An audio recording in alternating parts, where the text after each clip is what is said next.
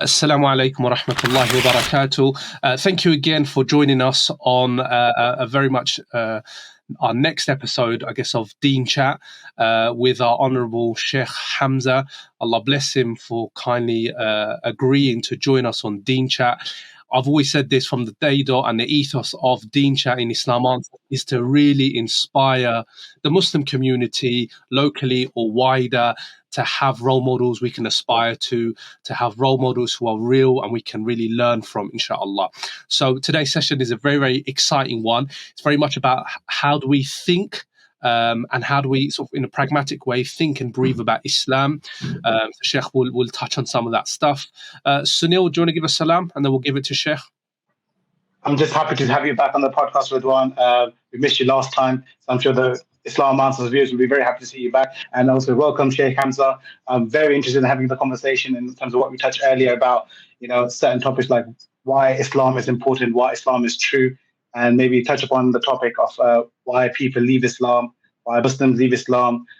Some tough question may be asked, and I hope we'll have a good conversation out of this. Inshallah. Sheikh, could you just give us a little bit more information about yourself? Inshallah, be beneficial for the listeners and viewers. Yeah, so I am ethnically, I guess it's my grandfather was from India. He emigrated to Pakistan at partition. My mother's from Lahore, and I was born in Karachi, but I've lived everywhere, all over the world, kind of continuing on the sunnah of hijrah of my grandfather. So I grew up in the Middle East, then we went to Canada. I did my high school and my university in Canada. Then I went and I studied traditionally with scholars in the Middle East, in the UAE, in Kuwait, and Jordan, and then I moved to Turkey, and that's where I live now. So now I teach. I have an organization called Basir Education. And the main focus of Basir Education is a course called Why Islam is True. So there's a Why Islam is True website as well, and that's the main work that I do. Why Islam is True is a course, it's a book, it's a training program. I've trained hundreds of scholars and teachers and halakha leaders and chaplains on how to help the average Muslim see that Islam is true rationally. And that is a part of our deen that's forgotten. There's a science that our scholars had. It's called the science of kalam, ilmul kalam. The science of kalam is about proving that Islam is true. The definition of kalam is it's ilmun yuqtadaru bihi ala ithbat al-aqaid ad-diniyya an adillatiha al-yaqiniyya. It's a science that enables you to prove the truth of foundational religious beliefs from their conclusive proofs. What's happened in our times is the study of Aqidah has become creed, meaning that you learn points of faith, and this is what you're supposed to believe in, and this is what the scholars of Ahlus Sunnah wal Jama'ah believed in, and if you believe in it, it's you're on the Sunnah, if you don't, you're on Bid'ah. But that's not the way that it's supposed to be learned. The way that it's supposed to be learned is it's supposed to be learned as a realization that you come to yourself. And because that realization is something that many, many Muslims don't have, we're currently in a faith crisis.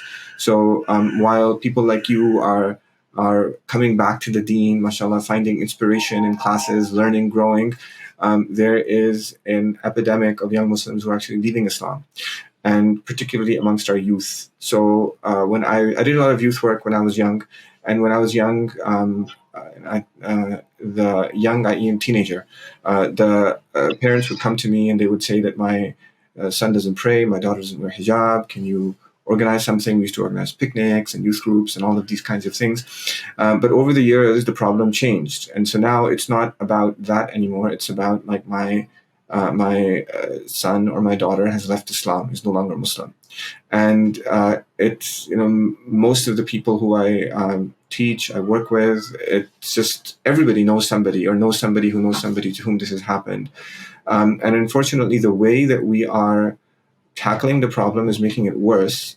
And the real solution is to have a widespread, evidence-based approach to our religion. And that's where Why Islam is True comes from.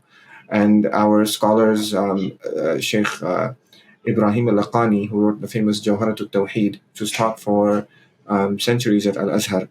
He has a famous line in there. He says, إِذْ كُلُّ مَنْ قَلَّدَ فِي التَّوْحِيدِ إِيمَانُهُ لَمْ يَخْلُ مِنْ تَرْدِيدِ. Everybody who believes based on taqleed. Taqleed means that you just accept what somebody else has said based on authority. So taqleed is something that our scholars, they tell us that in fiqh, it is obligatory for somebody who's not a scholar to find a scholar and who's learned and learn from him is obligatory because it's very complex. And so you find authority, and the authorities are the four Sunni schools of Islamic law. And so we study with people who've studied from one of those four schools. But in Aqidah, it's haram to do taqleed. And you don't belong to a school in Aqidah in the same way that you belong to a school in fiqh.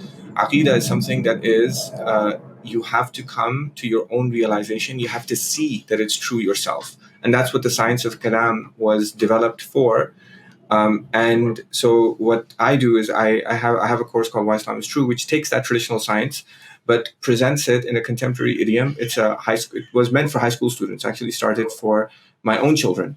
As my children were growing older, they were starting high school studies.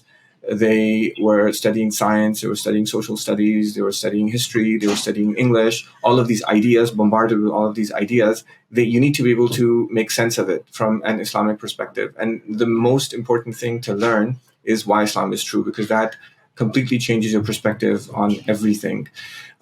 So it was a course I taught to first a group of students privately, and then high school students, and their parents wanted to learn, and other people wanted to learn. So it turned into a course, a textbook, training program, and that's I think that's the main work that I'm doing right now. There's something on top of that called Kalam 3.0, which I'm working on soon. Actually, I'm working on it right now. It's it'll be released soon. Inshallah. So, Sheikh, we're going to begin like we do always, and it's just so we ease in our guests. It's a bit of fun, and it's also a good way of understanding you a little better, especially for the listeners and the viewers. So we always paint this scenario, don't we, Sunil? It's about this journey of Hajj that you do, and you're able to take anybody on this journey with you throughout history. From the beginning of history up until now. It's a long journey. You're on a ship and you're going towards Hajj. So, Sheikh, tell us at least 3 names of who you would take and why. And we may quiz you a little bit, Sheikh, if that's okay. Okay, 3 is too small, so I'm gonna give you a list of people. So the first person I would take is Imam Abu Hanifa. Actually, I wish he would take me, and the reason why I'd be honored to go with him is because I love the way that he used to teach. He used to teach through conversations that he had with students. He would put out an issue. Everybody would give their opinion and their reasoning. They would debate it, and then he would resolve the debate, and he would encourage people to continue to disagree with him. So Imam Abu Hanifa, number 1, he's the earliest one. The next person is Imam al-Ghazali. Imam al-Ghazali is my hero. From a young age, I studied his works. Before I learned Arabic, I read a translation of one of the books of Ihya Ulumuddin called The Duties of Brotherhood in Islam. And when I read that book, it was nothing that I had ever read before. And I wanted to read a lot more by him. And that book, I think, is very relevant to the times that we're in right now. We have a duty to our brothers and sisters in Gaza. May Allah subhanahu wa ta'ala give them, protect them, give them relief from their suffering, and aid them, inshallah. And we should all do our utmost to help them in any way that we can. It's an obligation upon all of us. So Imam al-Ghazali, Abu Saud, somebody I'd love to go on Hajj with. Abu Saud Effendi was the Shaykh al-Islam of the Ottoman Empire at its peak during the reign of Suleiman the Magnificent, also called Suleiman al-Qanuni, the lawgiver in Arabic. And so he has the reason why I admire him. It's not actually because of the law part of his work, but it's because of a tafsir that he wrote. It's called Irshad al-Aql al-Salim. And I think it's one of the best tafsirs that's ever been written. And I love balagha, I love Arabic, and it's it gets into the eloquence of the Quran in a way that other tafsirs don't, in a very precise way. So I'd love to go with him. And then there's a couple of contemporary scholars or recent scholars that there's Ibn Ashur. Ibn Ashur was a professor of Zaytuna. He died in this century. May Allah have mercy on him. He also has a tafsir called Al-Tahrir wa Tanwir. One of the really, really good tafsir, mashallah. Like, he gets into the balagha of the Quran. And, you want to know more? I can keep on going. I want to know, what Sahaba would you take with you? I would take Sayyidina Umar. Or I would. And why? Because it was during his reign that Islam, it went all over the world. And when it went all over the world, he established mosques, he tackled legal questions, he sent people to teach the Quran, he made judges.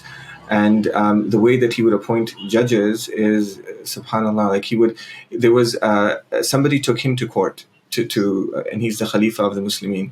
And the judge, Shurayh al-Qadi, judged against him, against the ruler of the Muslims. And he said, "You're good. You're a judge." And so he appointed him as a judge. Something that there's so much that we have to learn from him. Many of the ideals of Western civilization, ideals of the rule of law, like this, the separation of judiciary with the executive part of the government, the just general justice and fairness, and actually many aspects of democracy as well. They shine in a way in the life of Sayyidina Umar ibn Khattab that is really strong, and I really admire him a lot. He's a great leader, and we need leaders like him. So, Sayyidina Umar. Okay, Sheikh, alhamdulillah, thank you very much for that little icebreaker. So now let's get on to the actual discussion of today's Deen chat. Why Islam? I think we had a discussion off camera regarding how Muslims think, how they come towards accessing Islam and the tools needed. So, Sheikh, what does that look like for the average Muslim? Isn't just believing in Allah sufficient? And the Prophet ﷺ, do we need more than that? It is. I mean, it's sufficient to believe in Allah and His Messenger, and that's the key to paradise. However, the obligation is to do more than that. We are a religion of knowledge, and Allah Subhanahu wa Taala, He told the Prophet Sallallahu Alaihi Wasallam, He commanded him. He said, "Waqul Rabbi zidni ilma." My Lord, increase me in knowledge. And the first kind of knowledge that we need to gain is knowledge of Allah and knowledge of the Messenger of Allah Sallallahu Alaihi Wasallam. Knowledge is different from belief. You can believe something and not know something. You can actually believe something that you don't know. You choose to believe. You choose to take your heart and wrap it around something because this is something that you want to believe in. That's belief. Knowledge is different. Knowledge is when you know that something is true. And Allah Subhanahu wa Ta'ala, He tells us in the Quran, He says, فَعْلَمْ أَنَّهُ لَا إِلَهَ إِلَّا اللَّهِ. Know that there is no God except Allah. Know this. And it's a command from Allah Subhanahu wa Ta'ala. The Prophet Sallallahu Alaihi Wasallam, he called the mushrikun to Islam, and he brought arguments. He showed them why idol worship is irrational and why they should worship one God. And he brought them arguments, and they said that we're going to follow the way of our ancestors. So many verses in the Quran that talk about this. And Allah Subhanahu wa Ta'ala, He condemned them for going against what their minds showed them and merely following the ways of their ancestors. So in all of the books of tafsir, they'll say that taqleed is unlawful in matters of belief. Taqleed is when you merely believe something because your parents believed in something, or the people around you believe in something. So we've always had a culture of knowledge-based belief in Allah Subhanahu wa Ta'ala. Sheikh, what about, we have the Imam al-Razi, the belief of the old lady, where I'm not sure which Imam it was, but he was walking through the village and they said, "Do you not know who this is? He has 100 reasons why Allah exists." and she said it must be because he had 100 doubts, right? So is it not enough to have that belief where you just, without needing rationality?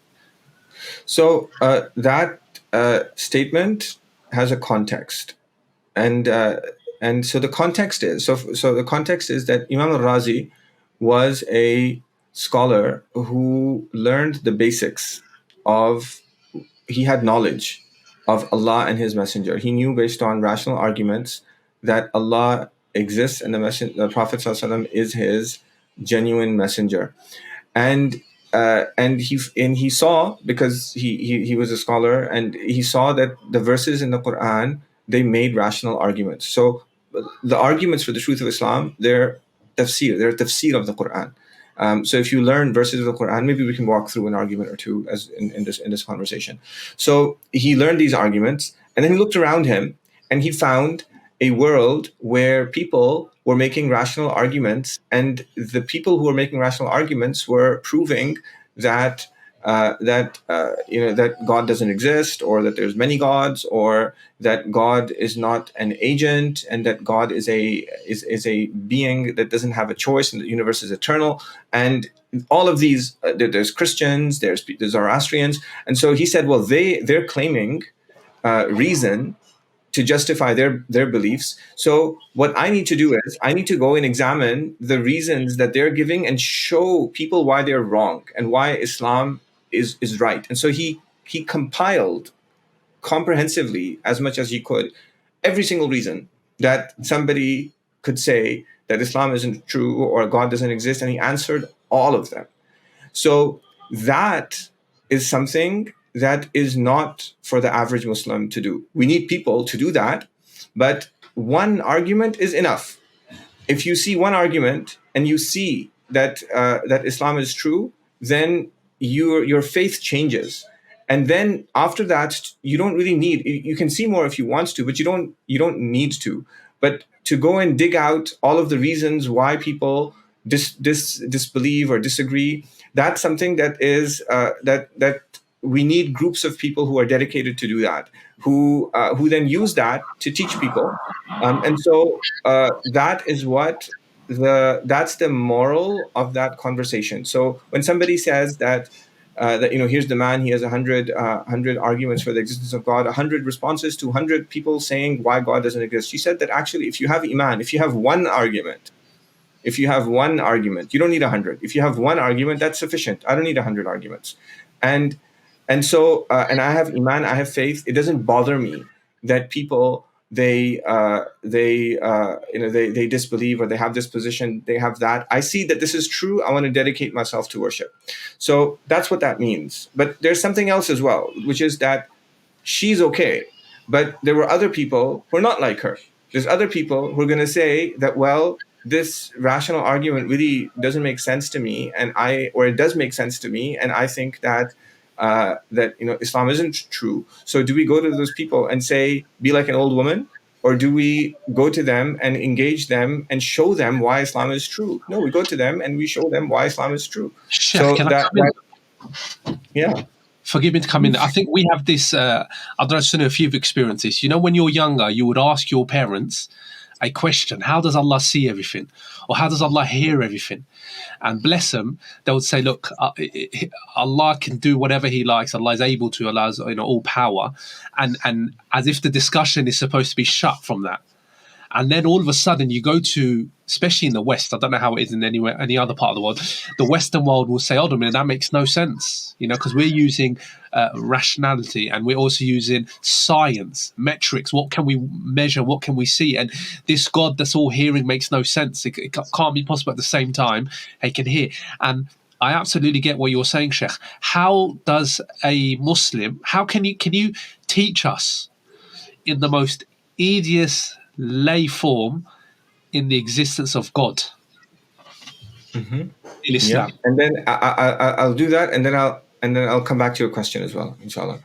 That you posed. So Allah subhanahu wa ta'ala, the word Allah, if you open up any classical tafsir, and when you open up the books of tafsir, they define the words of the Quran as they occur.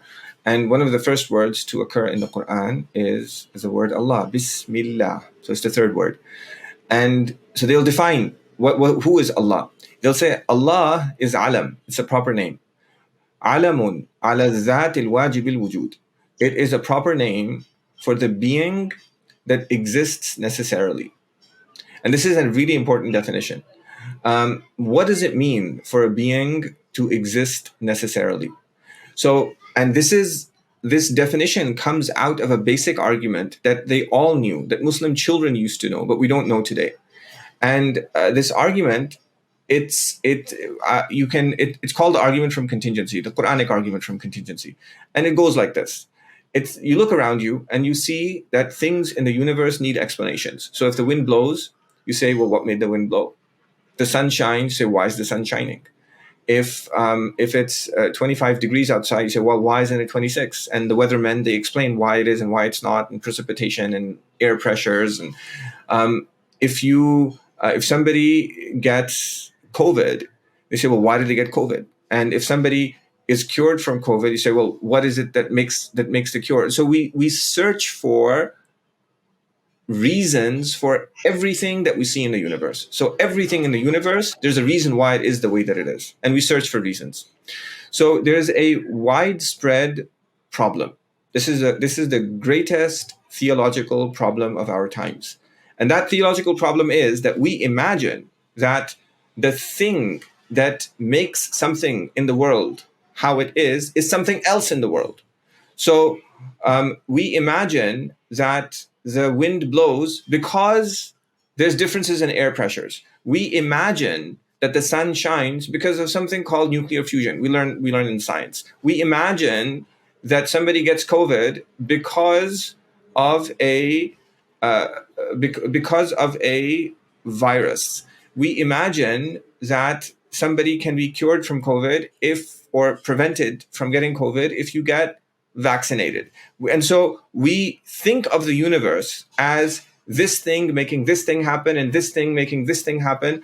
And all of this is against our belief. It goes against Tawheed, because what we believe in is La hawla wa la quwwata illa billah. There's no might nor power except through Allah subhanahu wa ta'ala. Allah makes the winds blow. Allah makes the sun shine. Allah makes the day. Allah makes the night. Allah keeps the birds in the sky. Allah subhanahu wa ta'ala, He is the one who makes us sick, and He is the one who cures us. Allah subhanahu wa ta'ala does absolutely everything. It's a basic point of our faith. And yet, when we look around, this is how we see the world. And the reason why we see the world in this way is because there's this basic argument that we haven't reflected on. And the argument goes like this. It says that it's not possible for anything else in the world to make anything else how it is. I'm going to prove that to you. So why is that? You say, okay, let's say that the wind is blowing because there's a difference in air pressure. So, okay, well then, why is there a difference in air pressure? You'll say, okay, there's a difference in air pressure because the Earth, for many reasons. One of the reasons is that the Earth is on an axis and it tilts on an axis. So there's different levels of sunlight in various locations, different temperatures, different air pressures. And there's other reasons. Okay, then, well, why is that? And why is that? And why is that? And so you're always going to ask another question, because there is something fundamental about everything in the universe. Everything in the universe, everything that you can see or touch or point to, it is, the technical term is contingent. In Arabic, we say mumkin. This means that it's dependent. We perceive without needing an argument that everything in the universe is dependent. That's why we search for explanations.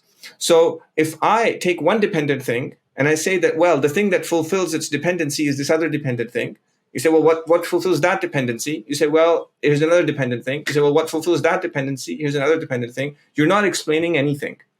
And you can see that with a very simple analogy, which is that, let's say that there's a man and he is standing and suddenly he loses his balance. And so he begins to fall.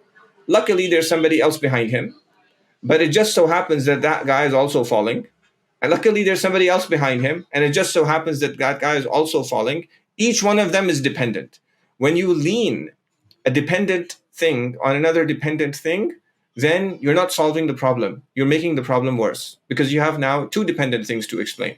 That's why when you have one thing leaning on something else, and that thing is leaning on something else, and that thing is leaning on something else, and at the end there's something, a wall or something, then it's that thing that's independent that's holding everything else up.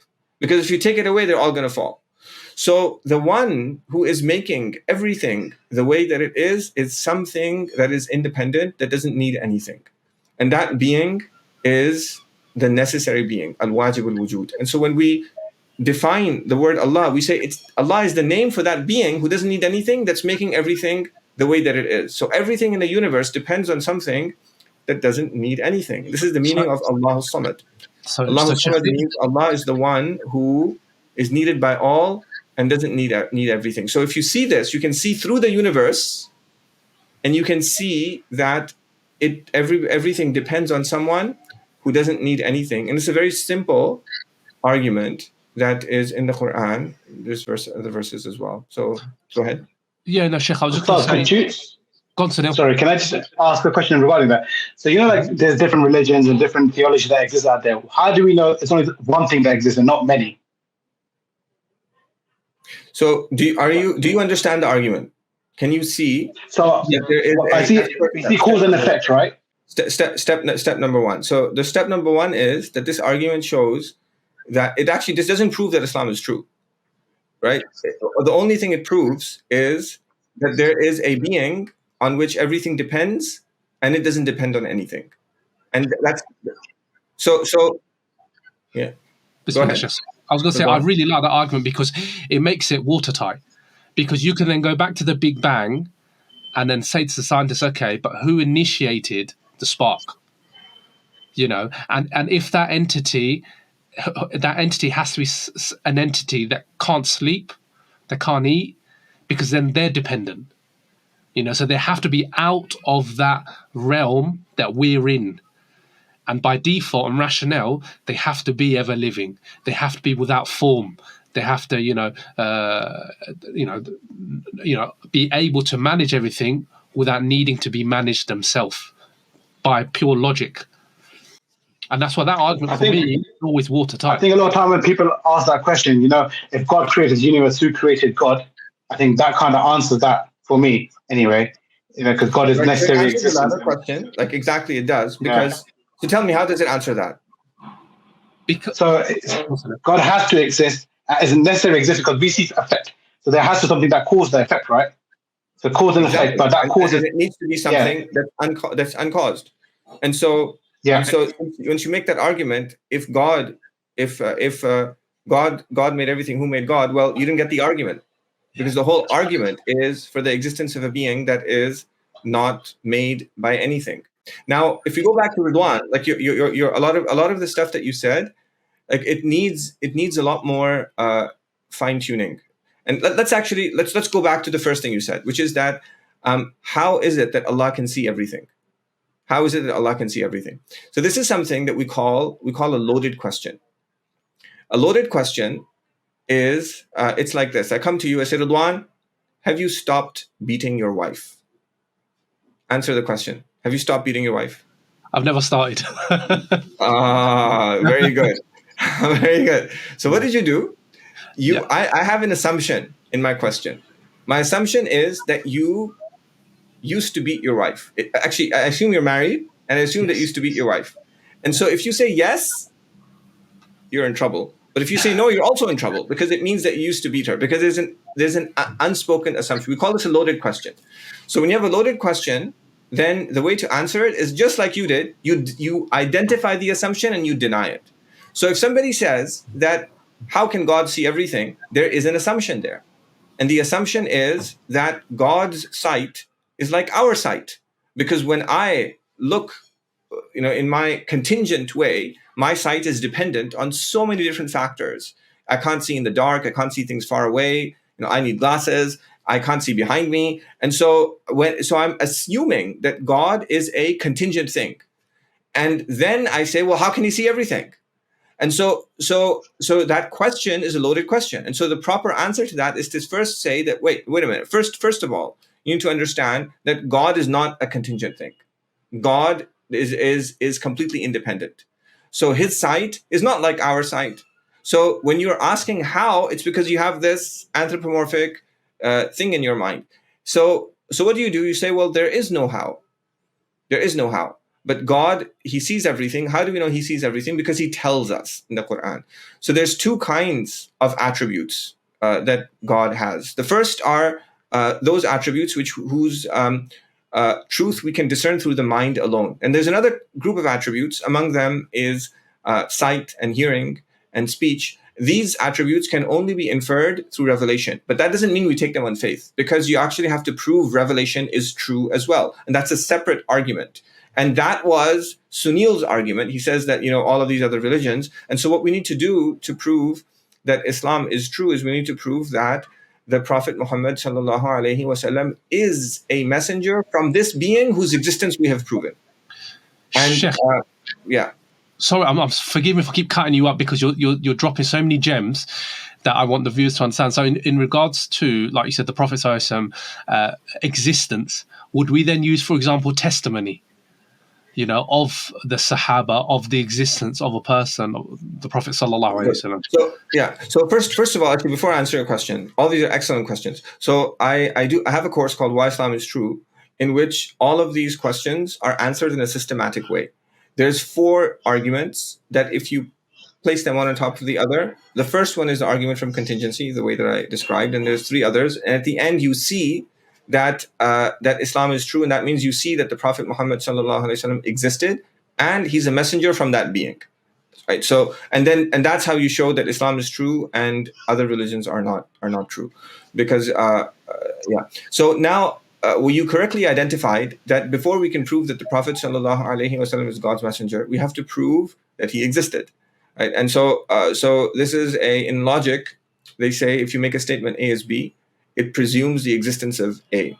It's called existential import. It has a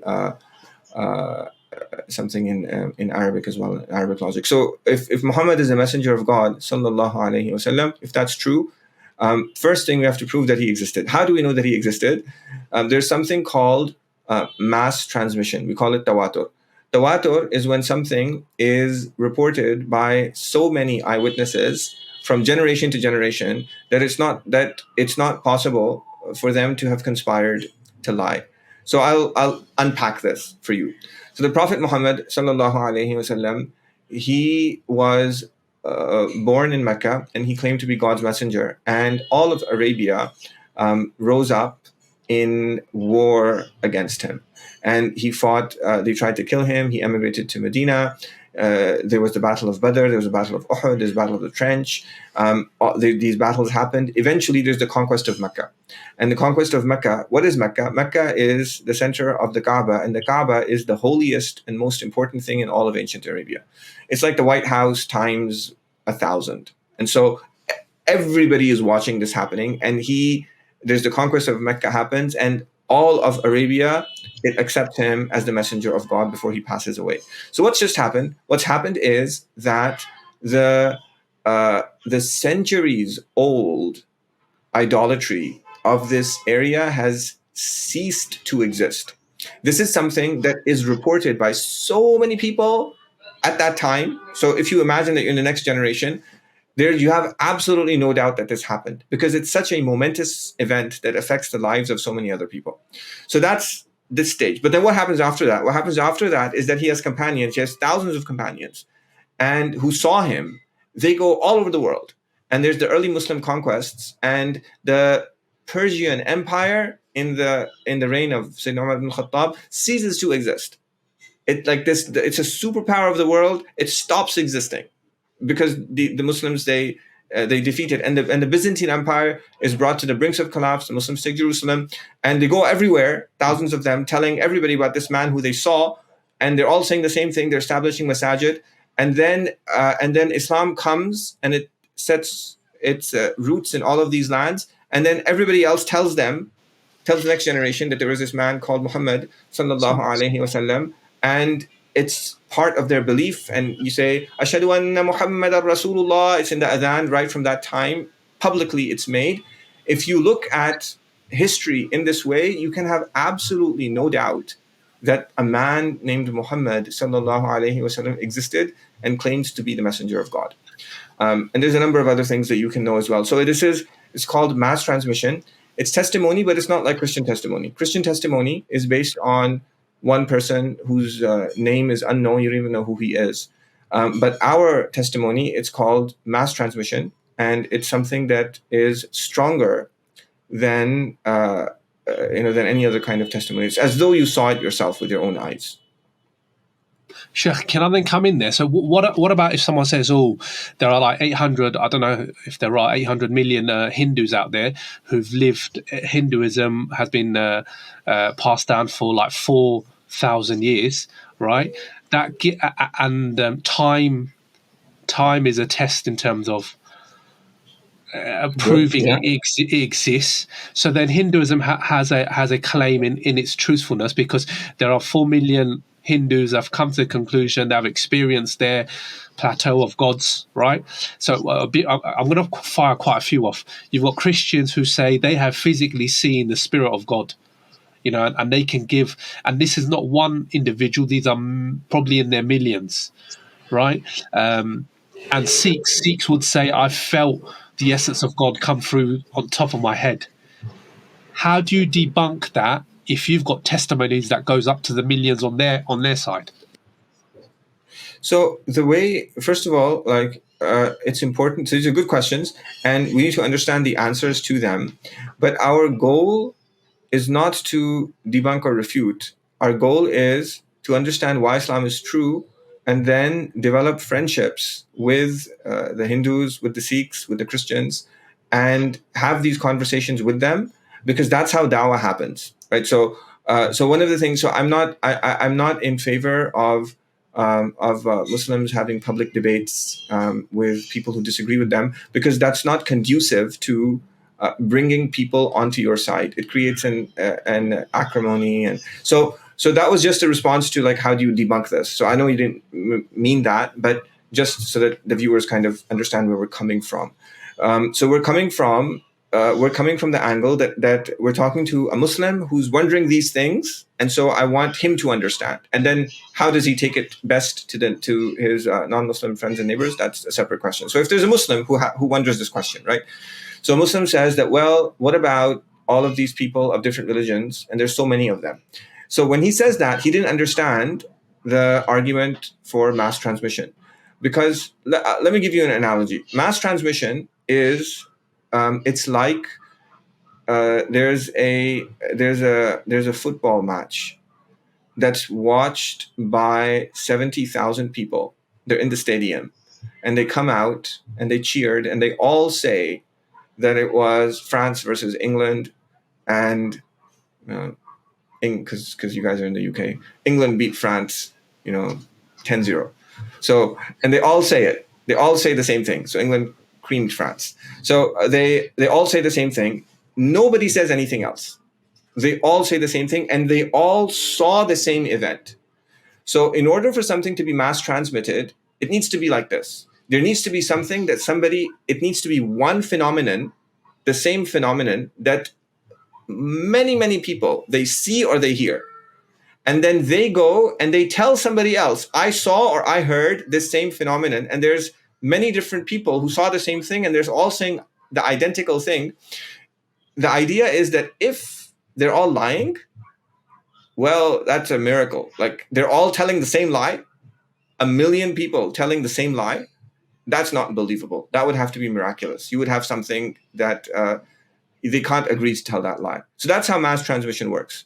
So in the case of other religions, there you have many people talking about their own personal experience, how they feel. Somebody says that I feel happy when I worship, when I go to my temple or my church. It makes me feel happy. It transforms my life. So we say that it's great that you feel happy. It's great, and I want you to be happy, and I wish, and I want you to be happy forever in the afterlife.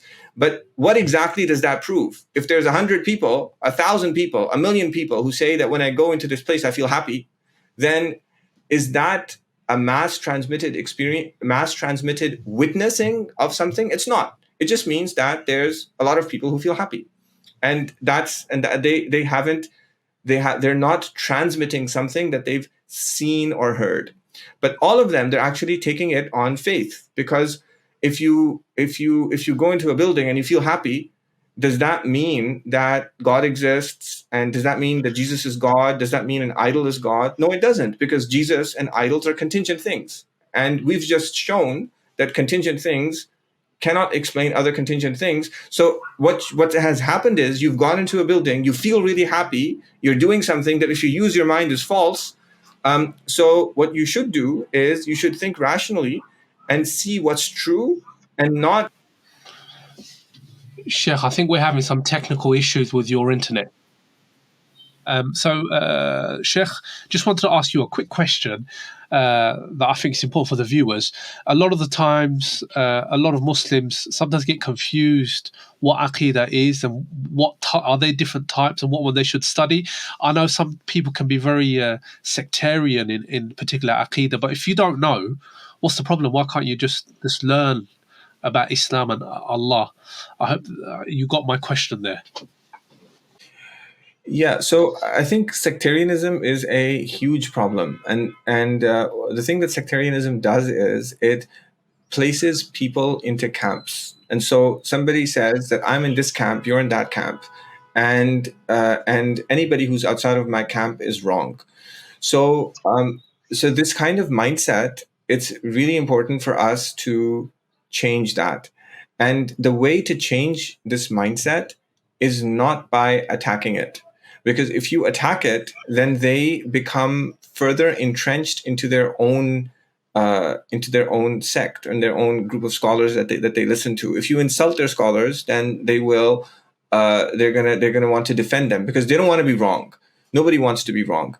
Everybody wants to be right. So the way to deal with this, it's just dawah, good dawah. Good dawah, the Prophet ﷺ, he said that, actually it's in the Quran, Allah subhanahu wa ta'ala says, وَلَا تَسُبُّوا الَّذِينَ يَدْعُونَ مِن دُونِ اللَّهِ فَيَسُبُّوا اللَّهَ عَدْوًا بِغَيْرِ عِلْمٍ. Don't curse the idols. Don't insult their gods, because then they're going to insult Allah subhanahu wa ta'ala. So what we're supposed to, so when somebody has that mindset, it could be a Muslim, could be a non-Muslim, then what you need to do is you have to strategically locate yourself outside of the polemics. So polemics are harmful. And so the way to do it, I think, in our times is that you say that, listen, guys, we have a crisis on our hands. We have a crisis in our hands. Our kids are leaving Islam. It's not worth arguing about these fine details. What we need to do is we need to solve this crisis, and let's deal with the real issues, which is that how do you prove that Allah subhanahu wa ta'ala exists and the Prophet is God's messenger? And you show them the arguments of our ulama. And the only people who make good arguments are people like Baydawi, whose tafsir is the staple tafsir in all of the madrasas all over the world. It's like Sa'aduddin at-Taftazani, whose book Sharh al-Aqaid is the most influential book of Islamic theology ever written, studied in madrasas all over the world. It's like Imam al-Ghazali, who's had a huge impact on Muslim thought ever since. And so what you do is you just take those arguments, you explain these arguments to them, they see they work, they see they solve a problem, and then they say, okay, well, do you have more? And then you say, yeah, come, I'll teach you more. And then you take them down this path. But polemics they don't do any good. So you have to avoid that and develop relationships, develop collaborations, but have your own position on a firm footing and be able to articulate yourself. And there's a lot, and you'll see that a lot of people, they come around, or if they don't come around, they'll say that, well, I respect you. And they'll send people to you. And that's the kind of environment that as a Muslim community, we need to nurture amongst us. And that's only possible through education. Because a real education, it makes you it helps you see things more deeply. You don't feel threatened. The reason why people they respond in this way is because when somebody comes and says something, their whole identity feels threatened, and so they have an emotional reaction against that. And it's an emotional, non-rational reaction. But when you teach people rational arguments, you teach people how to think, how to come to where they are, then all of these things disappear, and you get Muslim unity. So that's why. So when I do Islam is true. When I do Islam is true, which actually I encourage everybody. I encourage all of you to actually try it out. The course is there's financial aid available for anybody who can't afford it. And if you want to get a taste, there's a series called The Quranic Case for God, which inshallah it'll be in the description. You can watch it for free. But that it's a course. It's Quranic arguments for the existence of God. I don't mention any scholars. I don't mention any schools, because it's meant to be for Muslims, and it's meant to be from the Quran, and everything our ulama did, it comes from the Quran.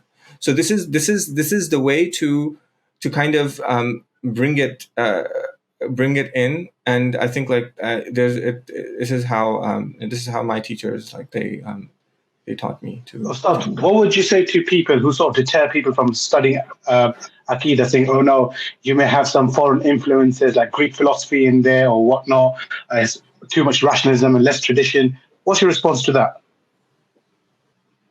I'll say that, yeah, it's terrible to have Greek influences. I don't see them. Like, can you show me? Okay, and let's talk about it. So show me something. But the problem is that people, they repeat, and when something is repeated enough times, it becomes the truth. This is what we see in the news now. So it's all propaganda. So yeah, so give me an example. Let's talk about it. So they couldn't actually pinpoint any sort of examples from Aqidah, saying, okay, no, that's a bit Greek, or that's a bit, I don't know, Chinese, or whatever they try to accuse people who study Aqidah or Kalam or contingency plans or rationalism. So there is no evidence for that. Yeah, there is. I mean, so Ibn Sina, he was influenced by Greek philosophy, and he held a number of positions that go clearly against the Quran and Sunnah. Imam al-Ghazali wrote a book called Tahafutul Falasifa, The Incoherence of the Philosophers, which is a very very impartial book. It's a very impartial treatment. And in his introduction, he says that he says that these emotional reactions are not good. That when somebody says something that's right, then you have to accept it wherever it may come from. And when they say something that's wrong, you have to kind of reason your way through it. So it's a philosophical work, and he reasons based on the sound use of the intellect, and he shows why the positions that they hold that go against Islam are false rationally, not scripturally. So he did that. The Muslims weeded out all of these issues, and the problem is solved. But that being said, we study Newton's laws of physics. Newton's not a Muslim. We study this is materialistic philosophy that we're studying, right? So we talk about Greek philosophy in the past, and we completely ignore the fact that we have Newton and Einstein and all of these famous scientists. All of them are materialists, and we said we have to learn this, and we send our kids to those schools, and it's not even an issue. So what we that's these are the theological issues that we need to focus on. And so if you kind of reorient people and you show them this, then what you can see is that what people were doing in previous times is that just as in our times, scientific materialism is an issue that needs to be engaged with. And when you engage with it, you're going to talk about atoms, you're going to talk about molecules, you're going to talk about mass and energy and space-time and Big Bang. And all of this is a modern philosophy. So that we now believe to be true. And so we have to engage with it. And in previous times, people, they had similar concepts of hydromorphism and bodies and accidents and the Jawharul Fard,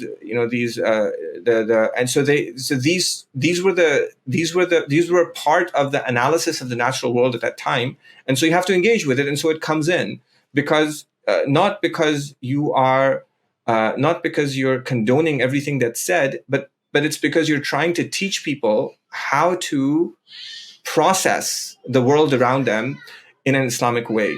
And so, but what's happened now is that the way that we view the world has changed.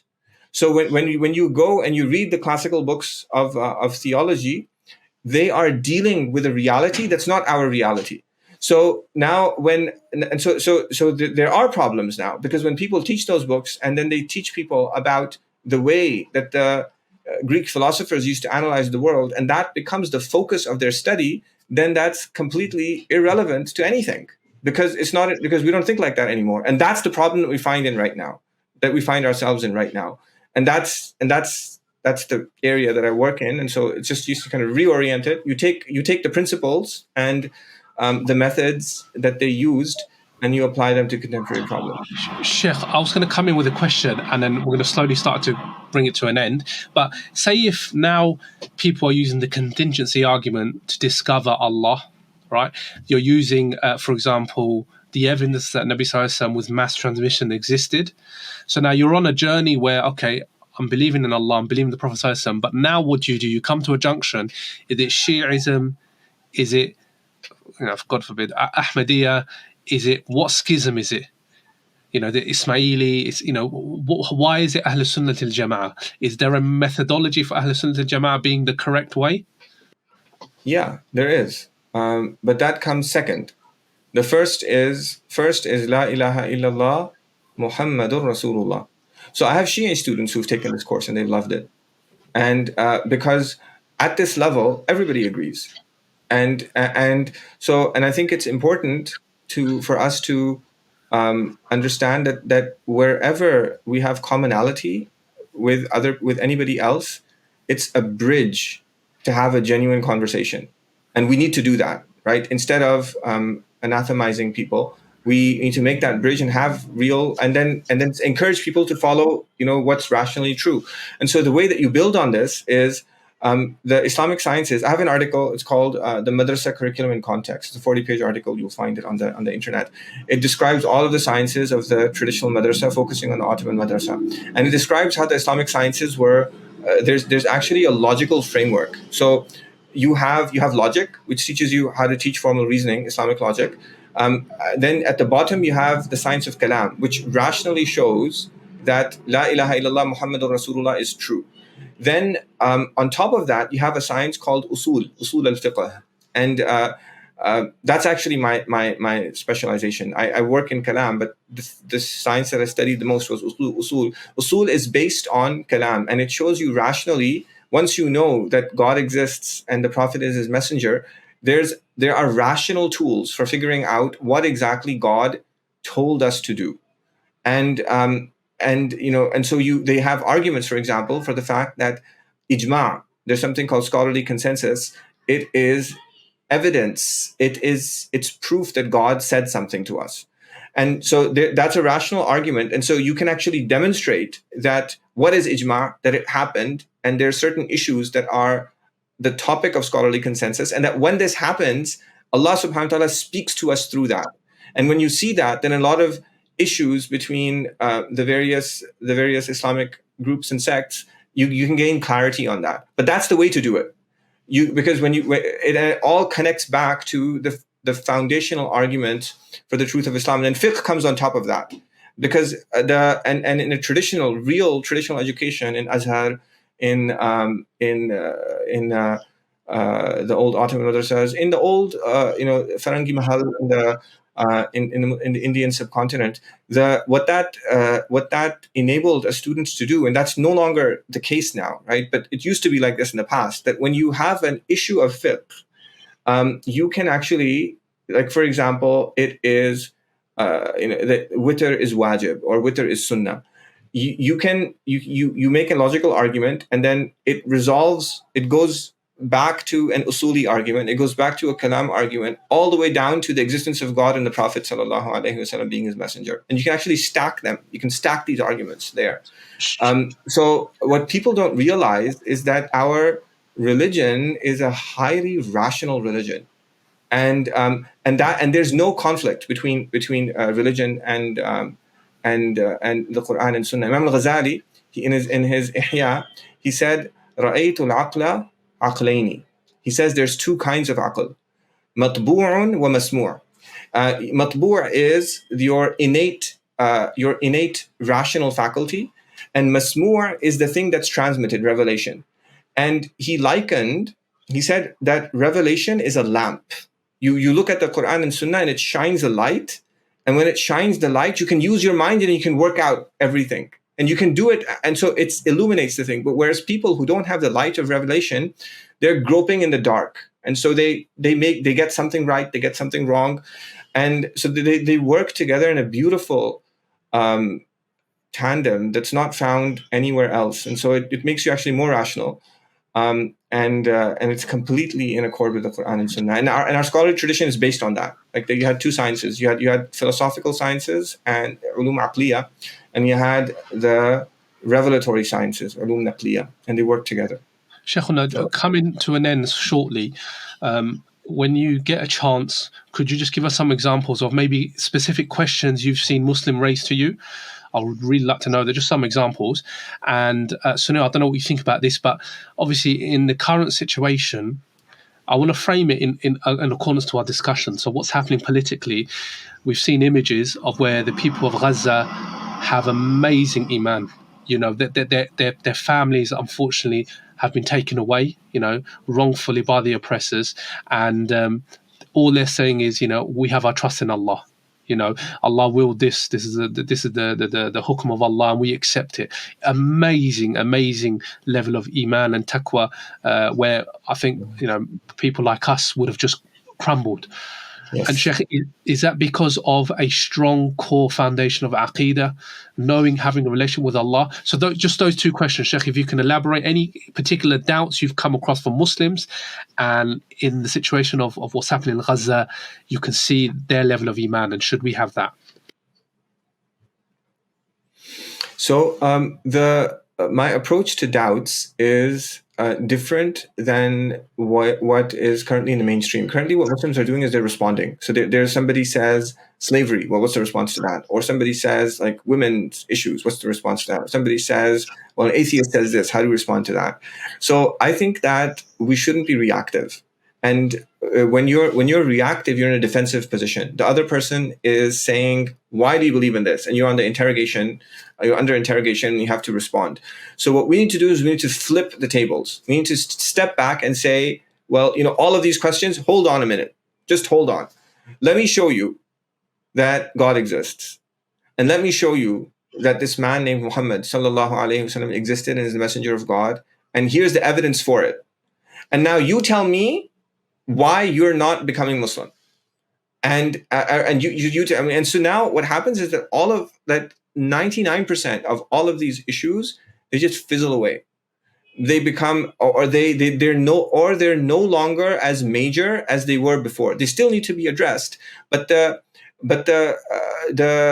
ground changes because you view things suddenly from the perspective of iman. Because when you look at something, you have iman, and then you look at something, it's easier to deal with. But if you never had a knowledge-based iman in the first place, then what's happening is that you're struggling to find. So you're searching for something, and then you don't find it, because if you just respond to an objection, somebody will bring out something else, and you get stuck in this cycle, and you never come out of it. And that's why, like, you have to start with the basics.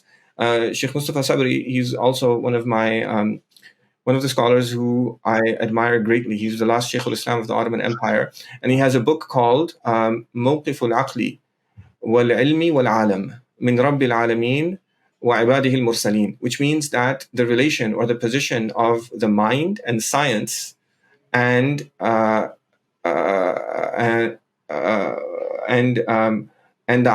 universe, how that relates to belief in God and his messengers. And he addressed this issue that we're talking about right now. And he said that the core issue currently in the core crisis that we have is a crisis of faith, because we haven't explained the rational arguments. And he saw that was the most important thing to do.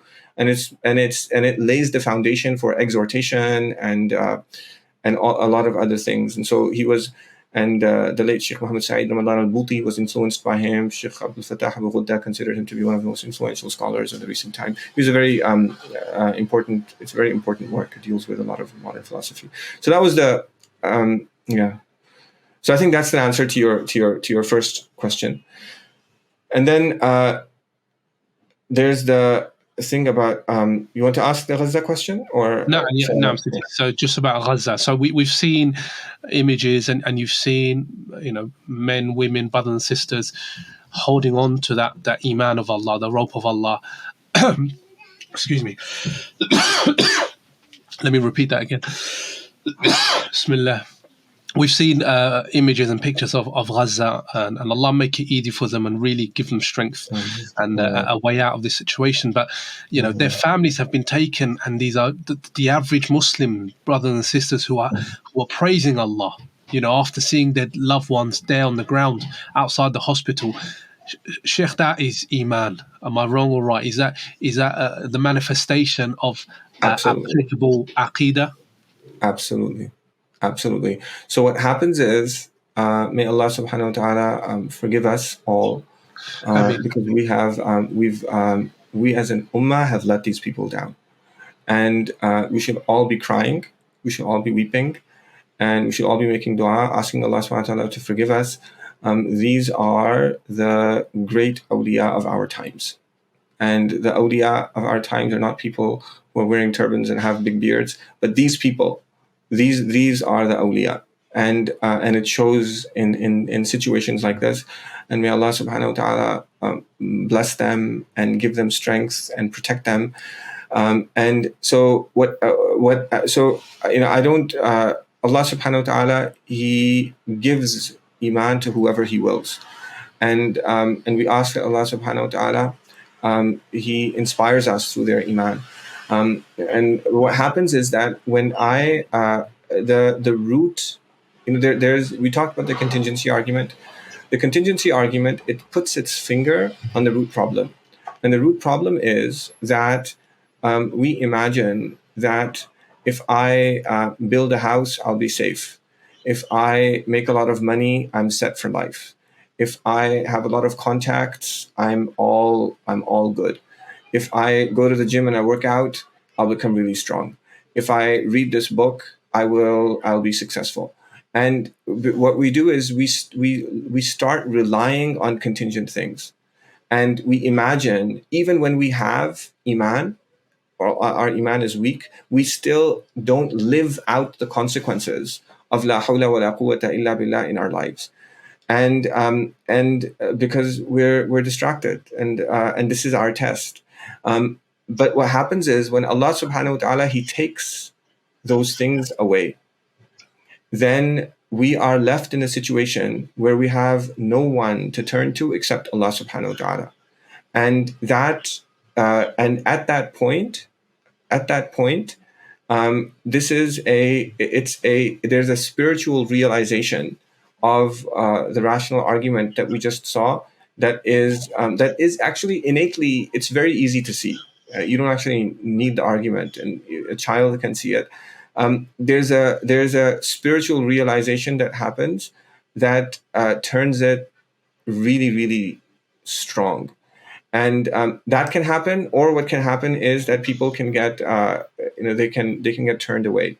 And so it's so subhanallah, people say that I lost my job, this terrible thing happened to me, how can God exist? And they have faith crises. Look at these people. This is an answer to the problem of evil. People think that there's a mild problem that I have in my life, and so they start having doubts about Allah subhanahu wa ta'ala. These people, everything's being taken away from them, and they're looking at their deaths before their eyes, and it's only increasing them in belief in Allah subhanahu wa ta'ala. And that's how it should be. And may Allah subhanahu wa ta'ala inspire us to repent. And we are the ones who are in trouble. Because at the end, all of us, we live here comfortably. At the end, all of this will come to rubble. This house that I'm living in right now, that house that you're living in right now, it will be rubble, and we will be in our graves, and we will stand before Allah subhanahu wa ta'ala. And may Allah subhanahu wa ta'ala give us a good ending. I see. Sheikh, just bringing the podcast to a close, I just want to mention to the viewers, please check out Sheikh's Why Islam is True. Sheikh, you have a number of courses and series, is that correct? Am I right to say? Accessible to everyone? Yeah, there's a free video series called The Quranic Case for God. That inshallah you can find in the description. It explains the contingency argument. It shows how it's in the Quran. It applies it to the most common atheist objection, and it shows how in a Christian atheist debate, if it was used, the Christian could have blown the atheist out of the water, but he failed because he didn't know this argument. So it's these are important arguments that have real applicability in the times and circumstances in which we live, and so you can check it out in the description below. And then, if you're interested, inshallah, you can get the course. And if you can't afford the course, you can get it for free too, because this is obligatory knowledge, and nobody is turned away for lack of funds. I think especially us who are living in the West, it's a must. Like you said, it's a fard al-ain, it's an obligatory knowledge, because we're going into their schools, we're going in, in every direction where they're pumping their way, their thoughts, their ideas in our brain. So why should we not support an Islamic, correct, authentic argument against them? So I think it's a valuable resource, inshallah, to the viewers, and we will put it at the bottom for further information. Dear Islam Answers viewers, please do share, subscribe, and comment on our videos so we know what topics to sort of gauge our scholars in our next videos. We hope to have our Sheikh back, Sheikh Hamza. It's been a pleasure talking to you. I definitely hope there's a part 2 to this, because I have so many questions, but due to time constraints, we can't continue. But hopefully next time we'll ask you more questions and you can give us more answers, inshallah. Inshallah, I'd love to come back.